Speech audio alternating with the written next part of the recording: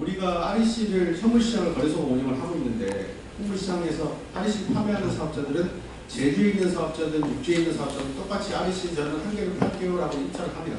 그러면 REC를 사고 싶은 사람들은 발전 공기업들이 이제 사고 싶어 하지 않아요. 본인 입찰을 해요. 그러면 어느 정도 낙찰가가 정해질 거지 않습니까? REC가 50원입니다라고 낙찰이 되고 나면 그때 대해서 REC를 이제 깝니다. 까면 이제 중부발전이 REC를 하나 샀는데 이 REC가 제주에 있는 사업자가 판 REC일 수도 있고 육지에 있는 사업자가 판 REC일 수도 있잖아요. 육지에 있는 사업자가 판 REC라면 현물과 REC가 50원에 계약했으면 50원에 판매를 하는 거고요. 제주에 50원으로 이제 계약이 됐는데 봤더니 제주의 REC인 거예요. 제주 REC의 경우에는 50원에 낙찰이 됐지만 50원에 판매를 하지 않습니다. 어떻게 되냐면 S&P가 기존에는 육지보다 제주가 좀 높았지 않습니까?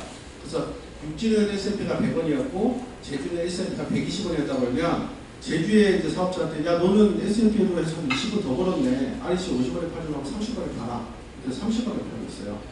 여태까지 제주가 항상 S&P가 육지보다 높았기 때문에 그런 경우에는 이제 REC 사업자 입장에서는 REC를 현물에서 50원에 내놨다 하더라도 내가 S&P에서 육지보다 더 버는 것만큼 REC를 싸게 팔았어야 되거든요.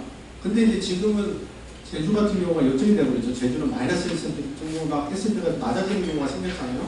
오히려 그 산식이 역으로 작용하는 겁니다. 내가 REC를 50원 팔겠다고 현물 시장 가격에서 낙찰이 됐지만 S&P가 육지는 100원인데 저는 10원밖에 못 받은 거예요. 그러면 90원을 못 받았잖아요. REC가 50원이 되는 게 아니라 중부발전이 살 때는 50원에 낙찰받았지만 제주 거니까 90원을 다 140원이 사게 됩니다. 그러다 보니까 이 현물시장에 판매하는 사업자 입장에서는 S&P가 떨어지든 안 떨어지든 상관이 없는 거예요. 자기는 REC를 대충 20원, 30원 내놓고 나면 시장 가격에서 손해본 만큼은 REC에서 다 보상을 받을 수 있기 때문에 얘네들은 입찰을 할 때 비싸게 할 필요가 없죠. 그냥 마이너스 S&P를 막 100원을 때리든 200원을 때리든 나중에 시장 가격이 계속 떨어지면 REC에서 다 보상받을 수 있으니까 얘네들은 딱 입찰을 하라고 그러면 그냥 하한가로 입찰을 하는 거예요. 그 다음에 아까 말씀드린 것 같이 아까 고정 계약을 해준 애들 200원에 계약을 해준 애들은 S&P가 10원이면 REC를 150원에 팔 수 있고 S&P가 마이너스 50원이면 250원에 REC를 받을 수 있으니 이 사람들마저도 나는 발전을 안 하는 것보다는 하는 게 중요한 거예요. 그래서 이 사람들도 가격을 마이너스 하한가로 입찰을 합니다. 그래서 보시면 오른쪽에 두 개 현물시장에 참여하거나 고정가격 매긴 애들은 가격 시장에 반응하지 않는다. 이 사람들 입찰을 하라고 했더니 고민을 하는 게 아니라 마이너스 그냥 무한대로 가격을 입찰을 하더라고요. 단 REC 단가 보정은 뭐냐면 이 사람들은 REC를 나는 시장 가격이 얼마든지 상관없으니까 REC를 30원에 팔게요 라고 계약한 사람들입니다. 이 사람들 같은 경우는 어쨌든 REC는 30원으로 고정됐으니 시장 가격으로 많이 받거나 내가 발전을 해야 되니까 고민을 하는 거죠. 내가 마이너스 10원을 쓸까? 0원을 쓸까? 마이너스 20원을 쓸까? 이렇게 고민을 하는 사업자들은 보조금을 받지 않거나 REC 단가 보정하는 사람들만 조금 시장에서 적절한 가격으로 입찰을 하고 있는 거예요. 저희가 이제 시장 입찰을 하다 보니까 입찰자의 과대 입찰. 좀 전에 그 가격이 그러면은 입찰한 대로 받는 거예요? KSD에? 아닙니다. 아 그러면은 그냥 균형 가격이? 예.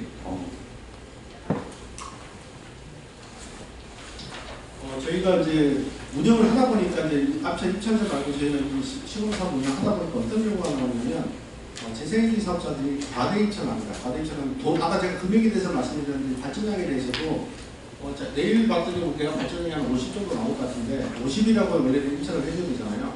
근데 한 70, 80 이렇게 넉넉하게 많이 입찰을 합니다. 왜냐하면 저희가 입찰을 하게 되면 입찰을 했을 때 50이라고 입찰을 했으면 기본적으로 50보다 많이 하건 작게 하건 저희가 페널티를 매겨야 되거든요. 일반에서 페널티를 매겨야 되는데 저희가 제도를 처음 매길 때 그렇게 여러 가지 논의 과정에서 사업자들에게 부담되지 않도록 제도를 설명하자는 것 때문에 바다 입찰, 그러니까 내가 100원 입찰했다가 80, 70 발전하는 것에 대해서는 페널티를 안 올리기로 하고 내가 20, 30 발전한다고 했다가 당일날 50, 60 발전하는 것에 대해서 페널티를 매기로 했어요. 왜냐하면 저희가 이제는 만든 것 중에 여러 가지 일반에서도 되게 중요했지만 재생에서 너무 많아가지고 출력이 너무 많이 나오는 게 저희는 사실 싫은 거였잖아요. 너무 많이 저희 예상했던 것보다. 그러니까 일단은 네가 말했던 것보다 작게 나오는 거는 뭐 좋아 내가 다른 발전이 키우면 되니까. 근데 네가 말했던 것보다 많이 내면 내가 당황스럽잖아. 그다음 페널티 매겨야 되겠어. 그래서 양방향으로 다 매겨야 됨에도 불구하고 저희가 처음 시작했기 때문에 한쪽 방향으로. 그러니까 네가 생각했던 것보다 발전 많이 하면 내가 다른 발전기 끌 수도 없고 이제 고민되니까 그 경우 페널티를 매기겠다고 하다 보니까 얘들이 페널티를 안 받으려고 넉넉하게 그냥 100 나오면 200, 300 이렇게 이제 과다하게 제가 표현을 했지만 그래서 과대 입찰이 좀 많이 발생을 했고요. 그 다음에 하한가 입찰 제가 말씀드렸죠. 앞에 보조방향 내짓거나 현무시장에 들어온 REC 같은 경우는 그 설비가 전체 입찰을 들어온 설비 중에 76% 4분의 3이 되거든요. 이 사업자들은 하한가 입찰이 저희가 망하에서 무한대로 적을 수 없기 때문에 마이너스 REC 가격이라고 해서 보통 마이너스 60원, 70원 이 정도로 입찰하는 게 하한가거든요. 걔네들은 다 하한가로 뜯어 넣는 거예요. 그래서 자기들은 출력 조정 안 당하고 뭐 마이너스 70원 되면 어때? 뭐 시장 가격이 마이너스 20원 되면 어때? 나는 어차피 계약을 200원 했으니 200원 다 받을 수 있다는 것 때문에 하한가 입찰을 이렇게 하고 있었습니다. 자, 그리고 결과 분석을 해보면 아시다시피 제가 설명드렸던 것과 마찬가지로 인발런스 페널티를 묻지 않기 위해서 일단 다 넉넉하게 발전하고 가자. 그 다음에 RPS 보존 가격으로 개정된 애들 같은 경우는 시장 가격에 반응하지 않았다. 마이너스 REC도 때려버렸다. 이거죠. 보시면 입찰하는 것 기록을 보시면 뭐 상한가 니네들은 이제 FIT로에서 RPS 계약했잖아. 보존 REC 단가 계약 맺은 애들 같은 경우 고민하죠. 요번에 할까 마이너스 뭐 50원에 할까 고민해서 이런 애들이 있고요. 고민하지 않고 그냥 저 뒤쪽으로 내놓은 애들이 이렇게 많았거든요.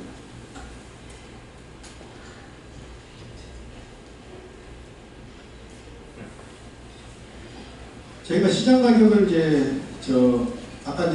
아까는 이제 제도청에서 말씀드렸고 이제 시장 가격 측면에서 말씀을 드리면 재생에너지가 입찰에 참여하고 이제 재생에너지 같은 경우는 영업부터 마이너스 REC까지 이제 뒤로 마이너스로 입찰을 할 수 있게 되는데 실제적으로 이제 수요는 낮고 재생에너지만으로 충분히 공급이 가능한 그런 시점에는 재생에너지가 가격을 결정하기 때문에 일반 발전기들은 다 꺼져야 되는 거고요. 제가 개통상 필요해서 전화반 정도나 필요해서 켜는 발전기들 말고는 재생에너지만으로 이제 전력을 공급하게 되는데 그런 경우는 재생에너지 중에 가장 비싼 애들은 영원일 거고 그 다음에는 마이너스 1월, 마이너스 2월 쭉쭉쭉 해서 마이너스 REC까지 받게 될 텐데 제가 재생에너지를 잘라야 되는 경우까지 발생한다면 시장 가격은 마이너스가 됩니다.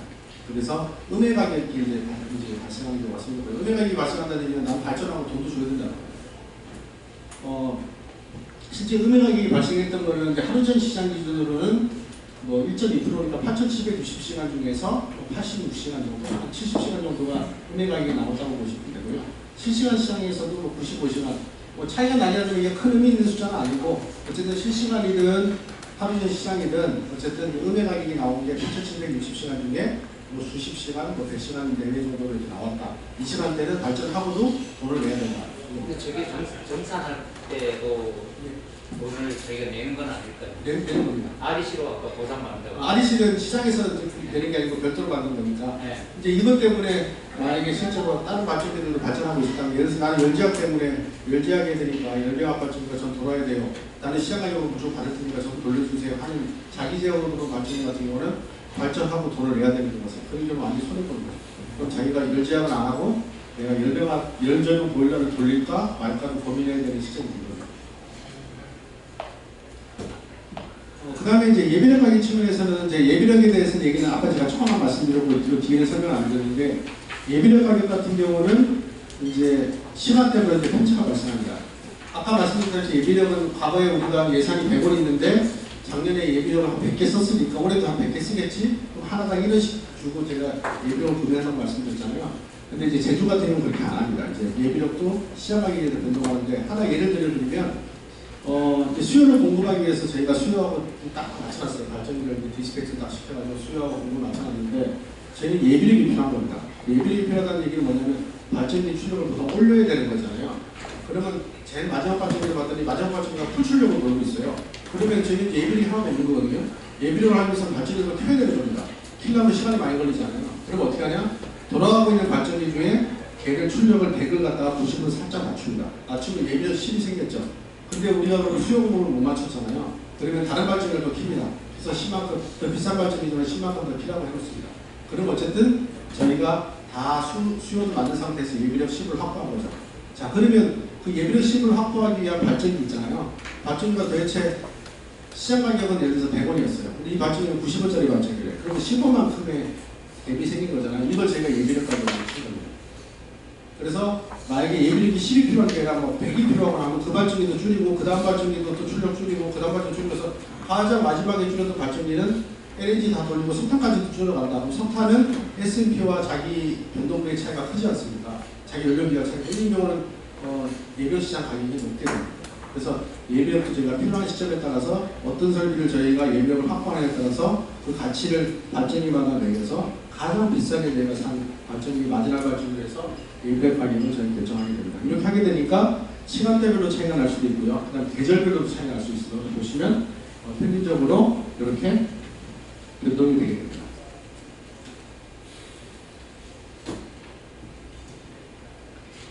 저희가 이제 6월부터 10월까지 운영 평가를 해보면 저희는 가장 사실 거래소 입장에서 편했던 건 뭐냐면 출력 제어하는 거였거든요. 출력 제어하려면 맞춰서마다 전화해가지고 출력 좀 꺼주세요. 그 전화 안 받죠. 안 받으면 또 다른 데 전화해야 되고 사실은 전화 안 받는 게 일부러 안 받는지 뭐라서 못 받는지 알 수도 없지 않습니까? 그래서 여러 가지 부분이 불편했었는데 입찰을 하게 되면 전화로 하는 게 아닙니다. 본인이 시스템을 갖춰야 됩니다.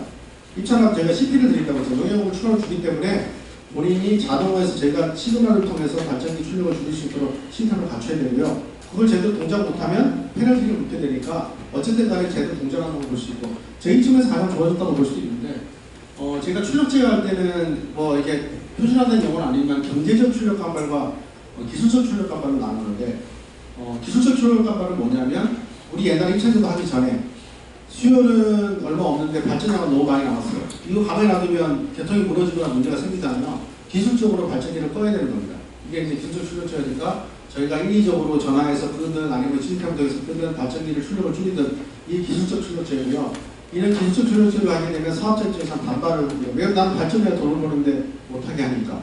그래서 민원을 발생할 수 있게 하는 원인 중에 하나가 기술적 출력제고요. 경제적 출력제는 제가 입찰을 받아가지고 저희가 이제 수요는 100인데 재생에너지 발전량이 120, 130이 되면 저희가 가격 입찰을 받은 가격을 봐서 비싼 애들 20 내지 30은 출력 내지 마세요라고 하잖아요. 낙찰을 안 시키잖아요. 이걸 경제적 출력제라고 합니다. 이런 경우는 별 불만이 없습니다. 본인이 입찰가를 높게 썼기 때문에 그죠? 그래서 나는 이런 것도 고려해서 실패를 받고 있기 때문에 그래서 민원이 좀 적게 되고요. 그래서 기술적 출력제 같은 경우는 기존에 이 제도를 하기 전에 1년에 한 52회 정도 저희가 했었는데 이 제도 하고 나서는 3회로 줄었습니다. 사실상 이 3회도 약간 다른 문제가 있어서 한 거고요. 실제로는 저희 경제적 출력제로 충분히 다 감당 가능했다고 보시면 돼요. 그래서 저희가 기존에 이제 민원 같은 경우도 이제 거의 없어졌고요. 기술 출력제보다는 경제적 출력 간발로 저희가 시장 제도를 통해서 출력 간발에 있는 부분을 다 해소했다고 보시면 되겠습니다. 그 다음에 저희가 이제 도입 성과를 이제 보자면 어쨌든 이런 입찰제를 통해 가지고 재생에너지 자원들을 저희가 이제 필요한 자원, 얘는 재생에너지 자원은 저희가 건들 수 없는 자원이었지만 얘네들도 똑같이 중앙국제적 입찰을 받으니까 가격에 따라서 저희가 출력제라도 하고 지시도 하고 할 수 있게 됐죠. 그래서 저희가 급전 자원으로 저희가 활용할 수 있게 됐다는 게 큰 장점이고요. 재생에너지 입찰제도는 제가 앞서 슬라이드에서는 2차시까지는 약 400메가 정도 확보했다고 말씀드렸잖아요. 제주의 한 절반 정도. 지금은 더 늘어나서 600메가 정도만 이제 지금 확보됐습니다. 그러니까 제주에 있는 사업자들은 이 제도가 훨씬 좋다는 걸 알기 때문에 들어올 수밖에 없다고 보시면 되겠습니다. 그래서 수익성 같은 경우도 제가 분석을 했어요. 해봤더니 이 제도에 들어온 사업자가 안 들어오는 거죠. 이 제도에 안 들어오면 출력 감발을 당할 일이 별로 없죠. 왜냐하면 입찰받은 사업자들이 먼저 출력 감발을 다 당하니까 그래서 그 사업자는 출력 감발 안 당하고 돈 번 거. 그 다음에 이 사업자는 출력 감발을 한 번씩 당했지만 자기가 CP까지 받아서 돈 번 걸 비교해봤더니 오히려 이 입찰제도에 들어온 사업자들이 돈을 더 많이 벌었다. 그 다음에 요거는 좀 약간 별도이긴 하지만 여태까지는 재생에너지 같은 경우는 이제 자기 단독적으로 그걸 하는 게 없었지만 지금은 재생에너지 자원들을 모아가지고 배터리하고 모아가지고 하나의 VPP 자원으로 이제 활용하게 되면 발전 사업자뿐만 아니라 소규모 중개사업자처럼 VPP 사업자처럼 신사업자들이 좀 더 돈을 벌어먹거나 아니면 전력시장에서 역할을 할 수 있는 그런 기회가 생겼다고 보면 되겠고요. 뭐 하나 이거는 뭐 좋은 예가 될지 아닐지 모르겠지만 제주도에 저희는 마이너스 SMP 때를 이용해서 배터리를 내가 설치해가지고 마이너스 SMP 때는 충전하고도 돈을 받을 수 있는 거잖아요. 나는 이때 충전하고 다른 데 비쌀 때 팔아가지고 돈을 벌겠다. 이런 사업자도 이제 들어왔습니다. 종합평가 시사점으로 넘어가도록 하겠습니다. 제가 설명을 드렸으니까요. 뒤에도 좀 나오는 거고요. 이 부분도 뭐 뻔한 얘기니까 어쨌든 저희가 이 시장제도가 어쨌든 재생이 많아지는 데 따라서 저희가 이 시장제도가 역할을 하는구나. 그 다음에 출력 간발인의 이슈도 해소할 수 있구나. 그 다음에 입찰제를 통하니까 사업자들도 수익성이 이렇게 떨어지는 건 아니구나. 더 많이 벌 수도 있구나. 그 다음에 제주 시공사업부에서 육지에다가 저희가 육지 개편에 도입을 할 텐데 이 경우에 하나의 발판 마련이 됐고 저희가 이제 시장 개편하는 데도 많은 도움이 됐다. 이렇게 있습니다. 저희가 이제 제주 시공사업을 통해서 저희가 이제 개선할 방향들을 몇 가지 있는데요. 이 흰색 같은 경우는 저희가 테크니컬한 거 시스템 관련된 상황이니까 크게 이제 중요한 사항은 아니고요. 첫 번째 같은 경우는 이제 과다 입찰, 아까 말씀드렸죠. 한쪽 방향으로 일반화해서만 하니까 출력을 했다가 더 많이 내는 것들만 저희가 하다 보니까 과다 입찰을 했는데 이것도 바람직한 건 아니지 않습니까? 요 문제가 요걸 해결해 주는 게 하나 있었고요. 그 다음에 뭐냐면 제가 이 시장에는 계속 아무데나 들어올 수 있는 게 아니라 6개월마다 제가 새로 이제 자원을 도집한다고 말씀드렸잖아요. 근데 저희는 지금 계획 기간 중간에 있는데 새로 이제 재생에너지가 이제 발전량 재생에너지가 준공이 됐어요. 준공된 경우에는 지금은 제대로 들어올 수 없어요. 앞으로 이제 다음 분기 때 저희가 새로 모집할 때 그때 들어올 수 있거든요. 이 사업자는 사실 의무 사업자예요. 용량이 크기 때문에. 이런 사업자 같은 경우는 이 제도에 지금 들어와 있지도 않은 상태가 되니까 입찰을 하라고 입찰을 대충 내고 어차피 다 CP 받는 것도 없고 임밸런스도 없으니 자기 마음대로 출력을 내다 보니까 얘네들이 너무 부족한 거예요. 저희들 전체 예측하는 데 있어서 용량도 큰 일이거든요. 얘네들이 이제 자꾸 교란을 일으키니까 이제 이 부분에 대해서 뭔가 해결이 필요하다. CP를 주지 않더라도 얘들도 입찰을 잘 하도록 저희가 양만 입찰하거든요. 양에 대해서는 저희가 잘 낼 수 있도록 제도를 이제 바꿔야 되겠다는 거고요. 그 다음에 아까 전에 CP를 지급한다고 말씀드렸는데 CP도 저희 이제 CP를 뭐 자기 용량에다가 단가를 곱하거나 용량을 좀 디레이팅하거나 해서 주고 있는데 이것도 약간 저희들 측면에서는 이중규제처럼 한번 깎고 또 깎는 것처럼 돼서 되게 단가가 낮게 되거든요. 이 부분도 이 설명드린 이 부분도 개선이 필요하다. 이 세 가지를 제가 쭉쭉 개선하는 걸로 해서 이번 그 시장금 규칙 개정에서 이 부분이 반영됐습니다. 용량지급을 이거는 내용은 특정하니까 쉽게 설명을 드리면 태양광 같은 경우는 100메가짜리가 있으면 100메가가 일반적인 석탄을 100메가하고 비교해보면 저희가 볼 때는 석탄을 100메가보다 훨씬 저희가 이용도가 떨어지잖아요.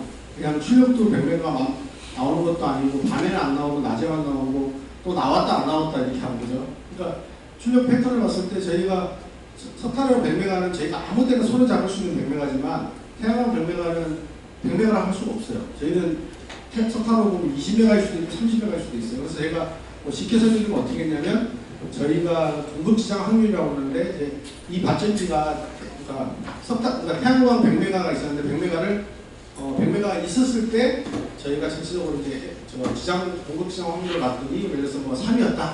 근데 얘들을 출력을 이제 뺐더니 3이 4가 됐다. 근데 석탄을 갖다가 석탄을 조금씩 출력을 조금씩 올려봤더니 4가 3.3이 되고 3.2가 되고 3이 살짝 될 때 이 석탄을 얼마큼 넣은 거지? 석탄은 30메가였어요.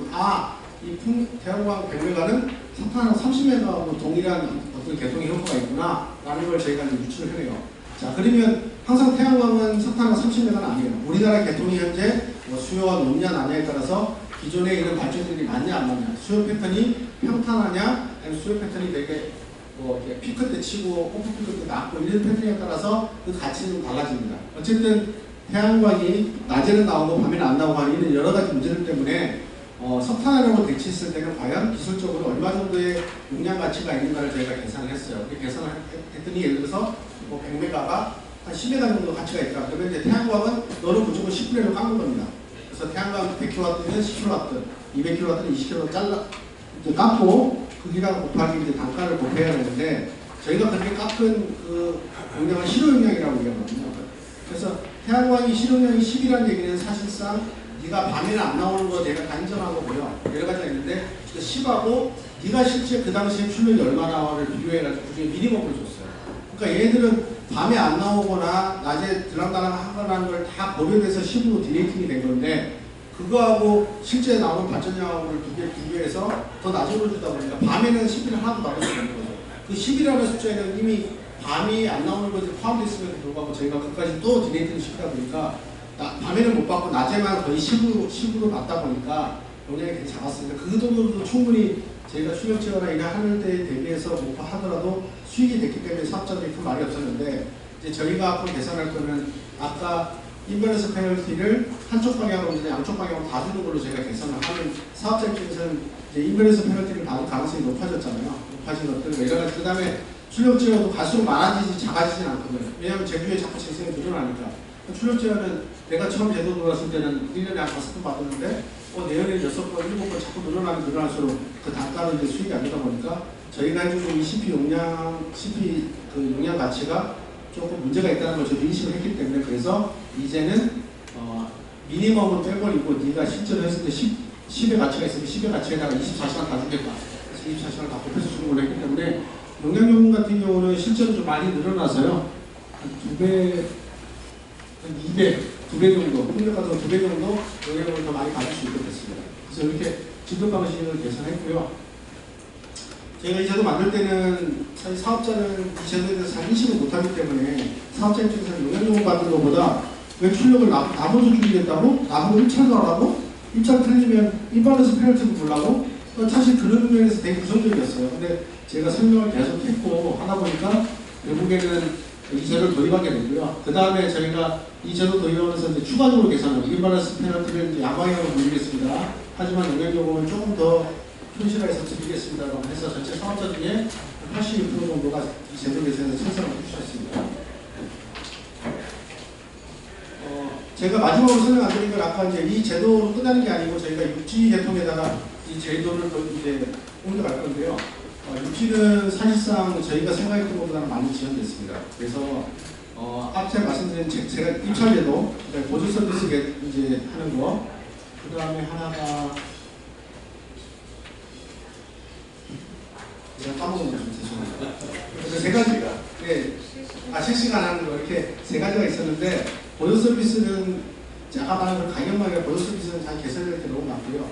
입찰을 받아서 실시간 하는 것들은 최소한 저희가 2, 3년 뒤에 하려고 했는데 2, 3년 뒤까지 기다릴 수가 없는 상황이 된 거예요. 그러니까 일단은 실시간은 사실 당장 안 해도 출력 제어하는 거는 별 상관없어요. 얼마나 좀 더 가치 있게 보상하느냐에 대한 문제인데 입찰 제도는 되게 중요한 거잖아요. 어떤 재생에너지를 출력 제어하는 게 맞느냐, 또 재생에너지 출력 제어 당해도 기분 나쁘지 않게 출력해야 하느냐 되게 중요한 부분이기 때문에 입찰 제도는 저희가 내년에 시행을 할 겁니다.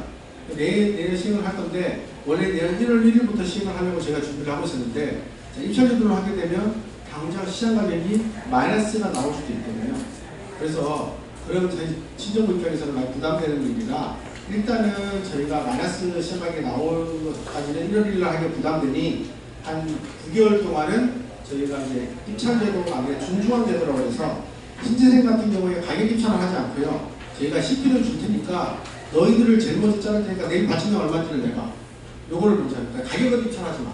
그러면 이제 저희 제도에 들어온 사업자들이 이제 여기서 요 테이블에 계시는 이제 저희 들어왔으면 제가 CP를 드립니다. 그리고 내일 출력이 얼마인지를 다 내시게 되면 제가 출력을 다 받잖아요. 그러니까 틀린 거에 대해서는 인버런스 페널티를 물 거고요. 틀리지 않았다면 요거 제가 받아가지고 요 자원들을 먼저 출력 제어를 합니다. 그러면 이제 이분들은 별 불만이 없죠. 나는 그거에 약속을 하고 들어갔고 CP를 받으니까 출력 제어를 잘하는 거고요. 요 제도를 저희가 내년 6월까지 이제 운전을 하고요. 6월달이 되면 입찰 제도하고 병행해서 이 제도하고 두 개를 병행해서 3개월부터 가져갈 거고요. 그 다음에 9월달부터는 거의 전면적으로 입찰 제도로 가져가려고 생각하고 있습니다. 이 제도로 가입하게 되면 이제 육지계통에 마이너스 시각이 클 수도 있는데 주로 이제 혼합권에 출력제가 생겼을 때 마이너스 가격이 클 것 같습니다. 이 정도 예, 우리 수고해주신 안병희 소장님께 질문 받도록 하겠습니다. 참. 혹시 이걸 가지고 앞으로 전력시장 개편 내용 간단하게 소개해 주실 수 있어요?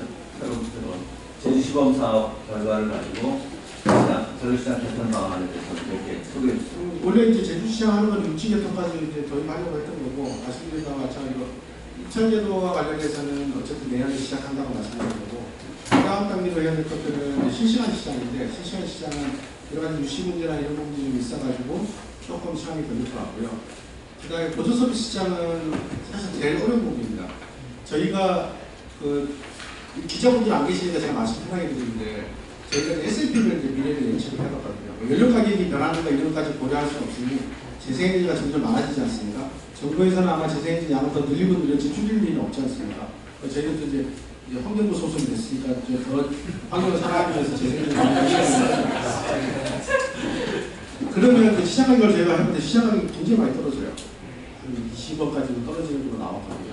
시장 가격이 많이 떨어진다는 얘기는 뭐냐면 그럼 시장 가격이 떨어지면 재생에너지를 먹고 살 수 있냐? 뭐 일반 발전기는 당연히 이제 적자로 돌아서겠지만 재생에너지 본인들도 적자로 돌아서는 거예요.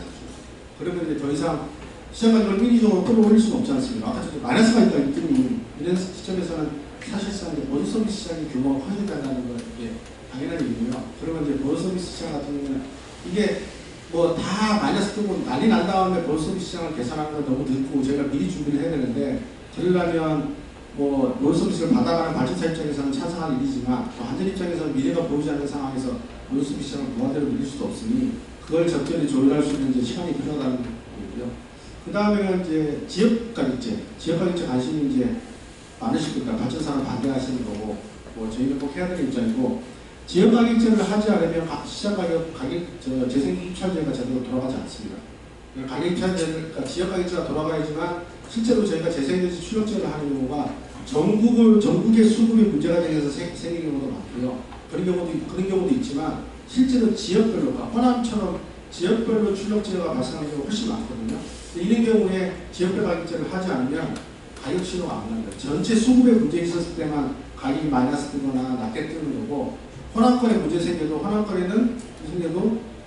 지역별 가격제를 하지 않으면 그냥 플러스 150원, 120으로 가게 돼 있어요. 그래서 지역 가격제는 무조건 필요하고 지역 가격제가 물론 발전사 입장에서는 되게 아픈 일이고 이제 싫겠지만 지방에 있는 발전기 입장에서는 하지만 이 제도는 앞으로 가기 위한 하나의 어떤 첫발이기 때문에 이거를 안 가면 안 됩니다. 그래서 사실은 다른 부분에 대해서 정리를 해주셨으면 좋겠고 그 다음에 그 대신 저희가 보조 서비스 시장에 뭔가 부가적으로 발전사업자들이 손해보지 않도록 그런 준비를 하고 있다는 점을 말씀드리겠습니다. 예, 고맙습니다. 자, 질문 받겠습니다. 네, 부회장님. 5월부터 입찰제를 시행한다. 거기는 재생에너지뿐만 아니라 모든 전은 같이 동시에 입찰이 아닙니다. 재생에너지만. 재생에너지. 나머지는 여전히 22P 구조로 가는 거고. 그리고 입찰제가 제주 같은 경우는 저희가 전체적으로 다 했잖아요. 재생이 다 했잖아요. 그래서 본인들이 안에서 아까 600명밖에 못 먹어서 하고 싶은 활용을 다 돌아다니는 건데 육지는 저 상황이 다릅니다. 육지는 출력제가 제주만큼 빈번하지 않고요. 이제 출력제가 많이 생기는 것은 호남권이 이제 많이 생기는 거라서 호남권에 있는 입찰이 들어와줘야 되는데 실제로 입찰제에는 저 강원도에 있는 태양원들이 왕창 보게 되면 실제로 호남권에 출력제였을 때 걔들은 출력제가 당하지도 않아요. 그래서 저희는 처음에 시작하게 되면 전국을 다 뿌려가지고 한 건 아니고 출력제가 많이 생기는 곳에 태양광의 규모가 얼마쯤 될까서 그 애들을 갖다가 이걸 한 1기가만 해보자. 그 다음에 내년에는 뭐 2기가를 해보셔서 양을 좀 늘려가면서 지역을 넓혀나갈 겁니다. 그렇지 않으면 다 들어오다 보면 시기가 많이 나가고 출력제는 거의 안 나가고 이럴 수 없기 때문에 저희가 시범적으로 양을 좀 늘어나갈 겁니다. 그럼 시장이 사실상 두 개가 분할되어 있는 거예요. 용량 입찰을 하는 시장이 있는 거고 가격 입찰을 하는 시장이 있고 이렇게 되는 건가요? 아니 용량 가격을 아니 지금 다른 것들은 양으로 입찰하는 거지 가격 입찰하는 건 아니잖아요. 일반 발전 입찰 안 하지만 저희가 가격은 정해져 있죠. 가격이 정해지는 그거는 연료비로에서 정해지는 거고 네. 재생에너지는 자기가 가격을 써낼 수 있다는 거 아니에요? 예 맞습니다. 네. 근데 마이너스로만 써야 돼요. 그러니까 이게 이제 이쪽에 태양광에 의해서 S&P 전체가 건드릴 수 있다는 얘기거든요. 예 맞습니다. 네. 아, 그러니까 가격 입찰하는데 재생에너지만 가격 입찰하는 거예요? 예, 왜냐하면 저희 이제 CEP 시장이니까 지금 저희가 당장 내년에 하는 거는 재생에너지는 제로부터 마이너스로만 플러스 입찰 못하고요. 근데 뭐 고려마을 같은 경우는 가격 입찰을 안 한다기보다도 가격을 저희가 결정해 놓은 거죠. 그러니까 저희 비용평가를 통해서 이 발전기는 입찰하는 순간 50원짜리 입찰하고 해라고 제가 정한 건데 그 가격 입찰에 대해서도 저희가 부분별 가격 입찰이라고 해서 이제 화력 같은 경우에도 비용평가는 50원이지만 50원에서 플러스 마이너스 몇 프로 수준에서는 가입할 수 있다는 부분을 저희가 고민을 하고 제가 말씀드린 실시간 시장보다는 빨리 도입하려고 하는데요. 그걸 저희가 지금 당장 못하는 이유가 그러려면 저희가 CEP 시스템을 건드려야 되는데 왜냐하면 여태까지 가격 입찰을 받아본 적이 없으니 입찰을 받으려면 입찰을 받은 칸부터 만들어야 되잖아요. 근데 저희가 내년 4월까지 현재 MMS를 개선하고 있는데 그 전까지는 저희가 아무것도 할 수가 없어요. 그래서 그게 4월 달에 개선되고 나면 최소한 부분적 가격 입찰에 대해서는 저희가 진도가 나왔습니다. 네, 건너드려. 그 실시간 시장이 활성화 안 되고 있다고 그랬는데 만약 실시간 시장이 활성화되면은 그 실시간에서 정산해 주는 건 지금 임밸런스 정산 저걸로 그러니까 저 불가공으로 외과 주는 건지 그게 좀 궁금하고요. 그 다음에 그 예비력 시장에서 어쨌든 시행을 했으니까 거기서 나오는 가격이 예비력 가격이 얼마 정도로 형성됐는지가 궁금하고요. 그 예비력 시장을 움직이면 누가 돈을 내야 되는데 현재 아까 말씀드린 것 같이 그 전국 시장에서 400억 정도 예산을 가지고 하는 그런 방식은 아니라고 했으니까 누군가가 따로 돈을 내줘야 되는데 그 재원은 어디서 나오는지 그게 좀 선정 내는 거. 그러니까 그거 완전히 그 비용을 다 지불하는 겁니다. 예비력 시장의 정상금을 따로 소비자한테 과금한다 이 말인가요? 완전히 그 안에서 그렇게 나누진 않지만 저희가 이 시장에서 안전 입장에서는 저희 같은 이 제도를 통해서 마이너스 S&P 뜨는 경우도 생겼잖아요. 그러니까 자기는 기존보다 좋아졌다고 생각해요. S&P 전체적으로 낮아지는 시점도 있으니 옛날에는 돈 가지고 산 건데 마이너스 S&P 되고 돈을 받고 있으니 자기가 돈을 못 받기 때문에 노숙서비스 시장에서 이제 아까보다 돈이 훨씬 많이 나가거든요. 그 돈에 대해서는 한제금 이제 지불하고 있는 거예요. 그 단가가 얼마 정도? 단가는 너무 많이 틀려가지고 아까 그래프를 보셔야 되는데 뭐 아까 변동성 있는 자원이 아까 뭐 0.7에서 1.0까지 왔다 갔다 했던 기존보다는 기존 400원보다는 제가 이제 1,500 이상 뛴 걸로 알고 있습니다. 전체 금액. 그다음에 그 실시간 시장은 실시간 시장이 아까 15분 단위라 했는데 그럼 하루 전 시장도 15분 단위고 1시간 단위. 그거는 1시간 단위고 이거는 15분 단위예요. 그래서 아까 임밸런스 페널티라는 게 어떻게 보시면 되냐면 그냥 제가 이제 쉽게 설명드릴게요. 제가 예를 들어서 지금 하루 전에 1시부터 2시에 태양광이 됐든 풍력이 됐든 석탄이 됐든 저는 반전을 매하겠습니다라고 얘기했어요. 그 시간을 100원이었습니다. 그러면 저는 100원 곱하기 100원에서 10,000원을 제가 받습니다. 하루 전에 받고요. 실시간 시장을 봤는데 뭐 태양광이나 풍력 같은 경우는 출력 이상하게 안 나오는 경우도 보고 뭐 석탄 같은 경우는 뭐 설비가 고장나서 했기 때문에 실시간 시장 말고 제가 90밖에 발전을 안 한 거예요. 안 했는데 그때 실시간 시장에서는 가격이 100원에서 120원 뛰어버렸어요. 그럼 나는 10만큼 발전을 못한 거죠. 나는 일단 전날 10,000원을 받았어요. 근데 너 100 발전한다고 해서 90 발전 안 했어. 너 때문에 10 사와야 되니까 그럼 10은 얼마인지 120원 주고 사와야 되잖아요. 자기가 그 10을 120원 주고 사와야 됩니다. 사와서 받고 자기가 어제 거는 100원으로 받고 20원에 해당되는 만큼 페널티를 내는 겁니다. 예. 저도 지금 좀 있다. 제주시장하고 좀 다른 질문일 수 있는데요. 앞으로 유상할장을 50%까지 늘리게 됩니다. 발전사들의 코스트가 다 올라가고 좀 그럴 텐데 전력거래소에서는 거기에 대해서 어떤 준비를 하고 계신가요? 본인은 지금보다는 잘 조언을 해주셨으면 좋았어요. 저희 그 50%에 대해서도 기자분 안 계시니까 그것도 저희가 이제 시뮬레이션을 해봤거든요. 이제 뭐 그런 데 답변이 정확히 일정이 답변은 아니지만 50%로 딱 하다 보니까 석탄하고 LNG하고 이제 대체가 발생을 많이 합니다. 다 하는 건 아니고 시도를 하겠죠. 저희가 이제 그 50% 대체했으니까 그래서 석탄화력 같은 경우에 저희가 그 비용평가할 때 비용평가에다가 온실가스 비용까지 제가 배출권 비용까지 얹지잖아요. 그 비용이 더 많이 얹어졌죠. 많이 얹어졌고 그래서 S&P가 저처럼 조금씩 올라가는데 S&P는 생각보다 그렇게 드라마틱하게 많이 올라가지 않고요. 몇 원 수준 안 올라갔고 그 대신 배출권을 목표는 역전이 발생하니까 저희가 인위적으로 지금 만약 배출권 목표가 있잖아요. 내년도에는 온실가스를 얼마만 내야지 때문에 저희가 일부 석탄 같은 경우는 규제하잖아요. 공급하게 발전 못하도록 하고 하는데 그거 안 해도 그냥 마시려고 했어요. 맞춰지니까 돈은 생각보다 많이 안 올라간다.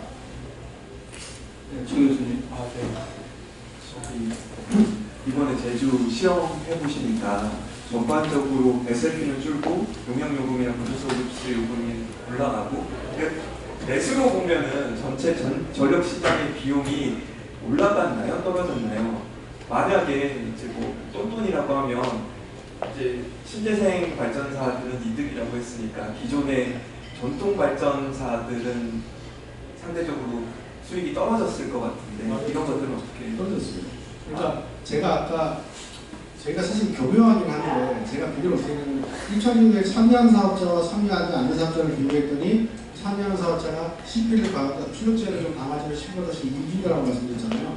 근데 S&P는 전체적으로 평균으로 따지면 다 떨어졌어요. 근데 그게 비단 이 제도 때문인지 연료비가 최근 높았잖아요. 그런 것 때문인지 모르겠지만 일단 제주도 같은 경우는 과거에는 육지하고 제주도 비교는 저희가 시장 가격을 따고 할 때 제주도가 훨씬 높았어요. 근데 제가 제약기반 시장하면서 제주도의 S&P는 육지계통하고 거의 같아졌어요. 그러니까 제주도 자체가 S&P가 많이 떨어졌습니다. 다른 비용을 메이크업하더라도 제주도 전체 제주도는 이제 그 사업뿐만 아니라 제주도의 이 제도 우리 하기 전에 옛날에 제약기반 시장은 22년 정도 그렇게 시작했잖아요. 그 시작하면서 제주도는 S&P가 많이 떨어졌는데 그 떨어졌으면 사실 난리가 났어야 되는데 하필이면 그 타이밍에 전체적으로 S&P가 올라갔잖아요. 그때 우크라이나 전쟁 때문에. 그러니까 제가 볼 때는 그냥 숫대 몰라면 원래 S&P가 육지는 100원, 제주는 120원 이렇게 높았었는데 원래는 이제도 하기 전에 제약기반 시장을 하면서 제주가 120대로 떨어지면 제주가 난리가 났어야 되는데 우크라이나 전쟁 때문에 200원이 갔거든요. 만약에 이제도 안 했으면 우크라이나 전쟁이 있었을 때 육지는 200원, 제주는 250원 됐어야 되는데 제주가 120원에서 200원이 되니까 S&P 오르니까 그냥 별 말이 없어서 쑥 지나가거든요. 사실은 저희 것은 이 제도 변경하면서 되게 좋았죠. 민원 없이 얘기할 수 있어요. 신정식 원장님. 오늘 안소장님 통해서 제주 이야기 듣는 자들은 가격 이야기를 참 많이 듣게 돼서 굉장히 반갑습니다. 우리가 이 가격에 대한 우리 전략 거래소가 거래아입니까? 그럼 그게 가장 중심이 가격 기능인데 주로 우리 세미나를 하다 보면 CO2 감축이라든지 에너지 시큐리티 좀 그런 쪽을 많이 커버하고 오늘 가격 이야기를 들어서 아주 좋습니다. 근데 하나 질문은 기상 이변이나 사고 보장 이런 게 대외에 발생하는 시장 기능이 있는 데서는 엄청난 단기간에 엄청난 손해를 커버해야 됩니다. 근데 우리 지금 시장 핵심체에서 그와 같은 이런 리스크 매니지먼트 이런 쪽은 어떻게 대비를 하고 있는지.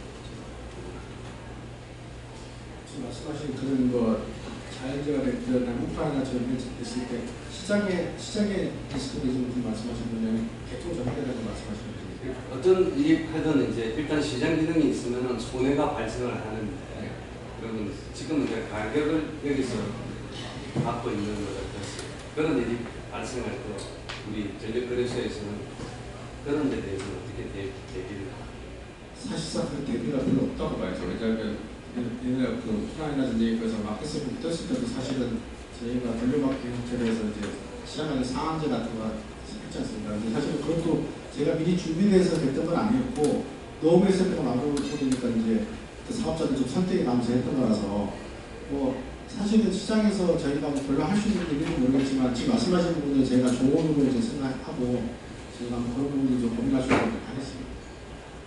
비용평가 시장이니까 자동적으로 이렇게 보겠습니다. 지금 마이너스 프라이스 같은 게 횟수로 시간적으로 1.8%? 2%가 안 되잖아요. 저거를 막기 위해서 저희가 지금 차라리 커트하면 되는 거를 보상을 해주고 그 다음에 기동정지가 하고 있는 발전기들에 대한 비용은 안 주는 거잖아요. 그러니까 주긴 주는데 지금 저희가 유력 시장이나 보조소프트 시장이 그렇게까지 많이 주지 않기 때문에 계속해서 S&P 하락을 유도하면서 시장 가격을 떨어뜨리는 게 2% 때문에 근데 나중에 이제 기존 발전기들이 반등을 제공하거나 이런 거에 대한 문제점이 시스템 리스크 방금 말씀하신 대로 그런 거에 대한 보상이 더 있어야지만 그러니까 두 가지가 지금 어떤 발전기가 망에 엄청난 부담을 주는데 걔한테 피해를 주는 게 아니라 걔한테 보상을 요구한 게 아니라 걔한테 차별을 해서 보상을 해주고 그러니까 페널티가 아니라 보상을 해주고 망에 기여를 하는 발전기한테 커테일을 하거나 아니 그러니까 그거를 더 희생하라고 강요하는 상황이 됐어요 지금. 그렇게 보실 수도 있는데 이때까지 재생에너지들은 수력제를 안 당하고 수력제를 안 당하고 그냥 이걸 뛰어놓고 싶으면 뛰어들어라고 했었는데 지금 사실 이제 어떻게 보면 입찰도 해 틀리면 페널티도 물어 그 다음에 수력제 하면 이 수력제 당해야돼라고 저희가 이제 종합적 가치기처럼 쓰는 거기 때문에 종합적 가치기에 대해서 저희가 CP적으로 다 돼 있지 않습니까? 그래서 사실 그래서 주는 거지 저는 이제 그런 다른 관점으로 봅니다. 사실. 보상해 준다는 측면이 아니라 중앙건축 발전처럼 일하면 이거 줄 테니까 너는 일해라. 근데 선택은 안 해. 앞으로 너희들 다 협력을 해야 돼. 이런 거라고 보시는 거예요. 박종도 교수님. 네, 뭐 한두 개 제언을 하려고 하는데요. 그 임벌런스 펠널티를 뭐 지불해야 되는 건 그거는 뭐 당연한 이야기고, 그런데 저 문제에 따른 재생에너지 사업자의 재무적 부담이 늘어나기 때문에 용량정산급 지급 방식을 바꾸는 거잖아요, 그죠? 24시간. 그런데 해외에서는 통상 임플란스 페널티 부분을 이렇게 해결하기 위해서 제도를 일종의 뭐 가상입찰 같은 버추얼 빌링을 허용을 해요. 그래서 하루 전과 실시간 사이에 물량에 대한 변동성이라든지 조금 전에 저 원장님 말씀하신 가격에 대한 변동성을 제도적으로 회피할 수 있는 부분이 있는데, 우리는 또 CBP에서 용량정산금의 지급 방식을 바꿔놓으면 나중에 이런 제도가 또 들어올 때 저 자체가 또 하나의 블락비 요소로 작용을 할 수 있기 때문에 우리가 항상 시장 제도는 장기적으로 봐야 된다라는 요소가 이제 그 있어 놓고요. 두 번째, 이제 육지 부분으로 왔을 때 재생에너지 입찰 제도 도입은 뭐 가장 시급한 요소인데, 제 생각에는 호남마 우선 한정해서 도입을 할 필요가 있고, 그렇게 도입을 했을 때 호남 지역의 에너지 가격을 육지의 다른 지역 에너지 가격하고 전력량 가격을 S&P를 분리를 해야 해요.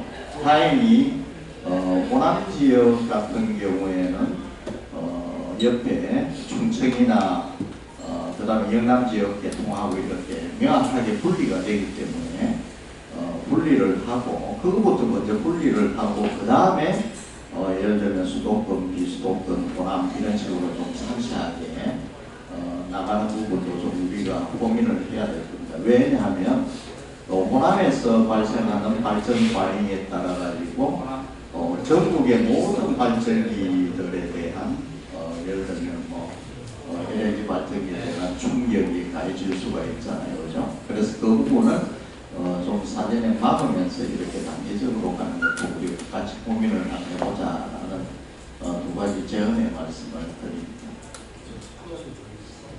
어차피 교수님께서 딴 데 가셔서 이제 말씀해 줄 수 있는 거니까, 저도 사실은 지역별 가격제하고 같이 연계되는 건데, 입찰제만 해갖고는 제대로 가격제한에 안 갑니다라고 말씀드렸잖아요. 제주 같은 경우는 작기 때문에 그 안에서 제주 안에서 남제주와 북제주 사이 문제가 생기는 게 없기 때문에 제주에 가격 입찰제를 도입하는 게 실시간 시장들은 뭐 바로 적용이 되는데, 육지 같은 경우는 지역별 수급 문제가 있어가지고 입찰제를 한다는 거하고 지역별 가격제 한다는 게 둘이 동시에 나중에 가야 되는 부분인데, 가장 그 영향이 큰 게 저도 호남권이라고 생각하거든요.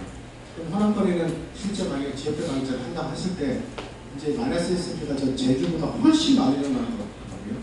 제주는 굉장히 재생에너지들 많고 이제 엄청 많을 텐데 얘들이 이제 난리가 날 건데, 저는 마이너스 가격이 간다고 해서 마이너스 가격을 방치해서는 안 되고, 마이너스 가격이 가기 때문에 수요를 뭐 끌어오는 아니는데, 제가 호남에 살면서 저기를 더 쓰든 해야 되는데, 공장이 끌어도 해야 되는데, 지금 사실상 직접 구매 제도 같은 것들이 원래 활성화되어 있지 않습니까? 왜냐하면 그래야 내가 도매시장 마이너스에 전기 쓰면서 돈도 많죠. 근데 이게 한전요금제를 통해서 소비자가 반환하도록 되어 있거든요. 한전요금제는 그거 있지는 않고, 설사 안전보고 설계를 하나 한들 그게 언제 될지, 호남만 따라갈지도 요원한 일인데, 지적구매제도는 지금 당장 있는 제도잖아요.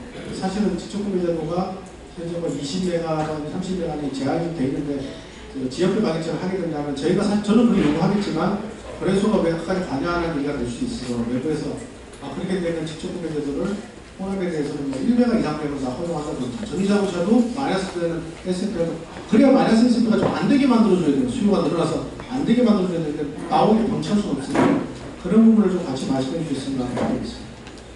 예, 여기까지 하겠습니다. 자, 우리 안정진 주장님께 다시 한번 박수 부탁드리고요. 다음 말씀드리도록 하겠습니다. 다음번 우리 조차 세미나는 10월 24일에 있습니다.